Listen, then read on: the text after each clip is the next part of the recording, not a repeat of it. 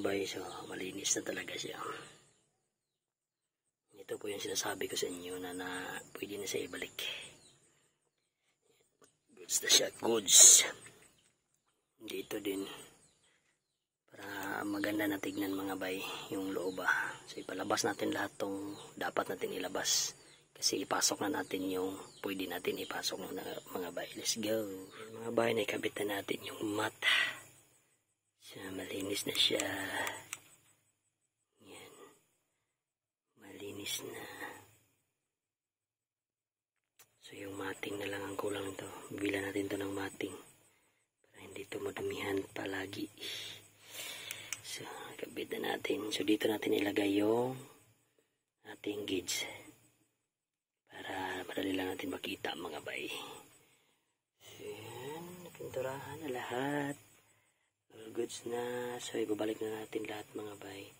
Siguro yung mahuli nito is itong ano pa. Hindi pa natin may kabit kasi yung seat belt pala dito. Uy, baka makalimutan natin yung seat belt dito ba. May seat belt pa dito na ilagay mga bay. So linisan muna natin yung seat belt mga bay bago natin isalpak dito. So lagyan na natin ng tawag dyan, upuan para pwede natin magamit mga bay. Let's go mga bay. Sa wakas na simbol na. So ibalik na natin. So yung mating na lang yung kulang dito. May mating to na padala mga bay, yung ano lang, yung ganito rin na klase na mating. So ayan, so malapit na matapos dyan sa harap. So, all goods na. Yung upuan natin okay na, maganda na siya upuan, hindi na siya pangit upuan. Tapos dito na plaster na natin yung cover. So all goods pa. Ayan. So yung electric fan, lagay natin yan maayos. Tapos yung cover dito ilabalik na natin. So ang walang cover ito lang. Kasi orderan pa natin yan pag magka pera tayo. Yung upuan na mag-slide, so naayos ko na. Hindi na siya mag-slide. So nakasit na siya sa ganyan. Tapos temperature gauge lang doon. So siguro dito ko yun ilalagay yung temperature gauge sa ilalim. Para hindi siya makadistract dyan sa harap. Para malinis tignan dyan sa dashboard ba. Doon. Ay, kunin muna natin ito. Yan. Ito lang. Siya lang makalagay dito. Or dito, baka dito talaga kasi hindi aabot yung ano wire, hindi kasi mahaba. Tapos yan, dito natin yung nilagay para hindi tayo ma-distract ba. Dito natin yan ilagay sa ibaba. So yan, babalikan ko yung mga bay pag madikit na natin yan, saka pandarin na natin to para malaman natin to na okay ba to. Tapos dito dikitan natin to, dito natin yan dikitan. Yan, tamang tama talaga siya dito. So hindi siya maabot kasi pag aabot siya ng handbrake, so gumaganon lang siya. So lagyan natin to ng pandikit para all goods mga bay. Yan, babalikan ko yung mga bay. Let's go. So yun mga bay, update ni Cherry. So all goods na. Hindi pa siya totally all goods mga bay. So kita niyo yun dito. So ito po yung temperature gauge niya. So ito na po yung fan natin. Gana na yan. Tapos hindi pa natin nalabahan yung mating dito. Tapos ito yung fuel gauge natin, 2 bars na lang. So konti-konti na lang yung natin dito mga bay. So wala na yung alarm dyan sa dashboard So delete na yung check engine. So papark na natin dito sa ating parkinganan. Ayan.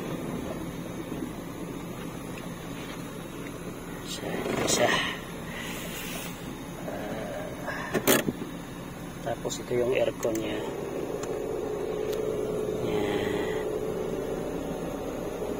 ang kanyang aircon mga bay.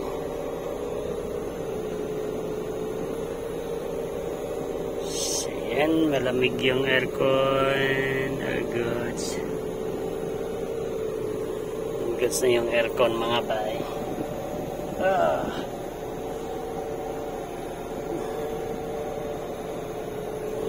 Yan, malamig na po siya. So, makita natin yung temperature. Hindi ito, pag dito tagilid kasi mga bay, nagwa 1 bar siya. 3 bars pa to. Kasi malaki yung tinobil natin.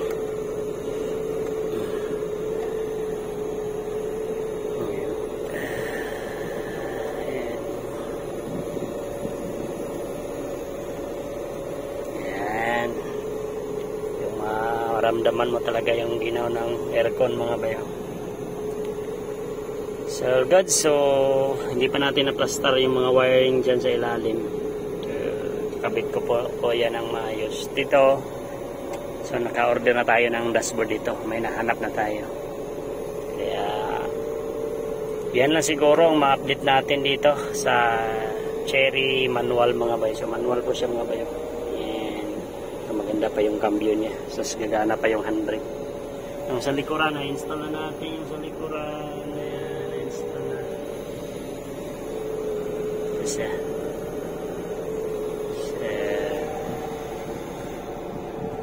yan, at least all goods na mga bay. Hindi na masakit yung ulo natin dito. So yan, hindi pa gumagana yung RPM pero ito may plano tayo na order natin ng bago para gagana tong RPM at ito. Yung mga ganyan, accessories na lang yan.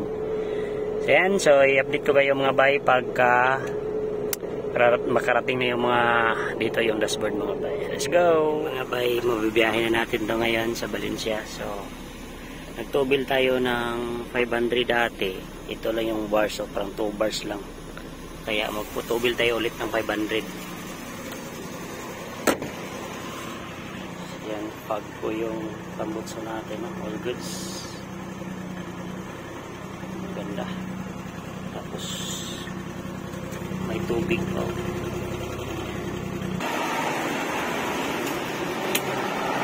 Nine liters yung 500.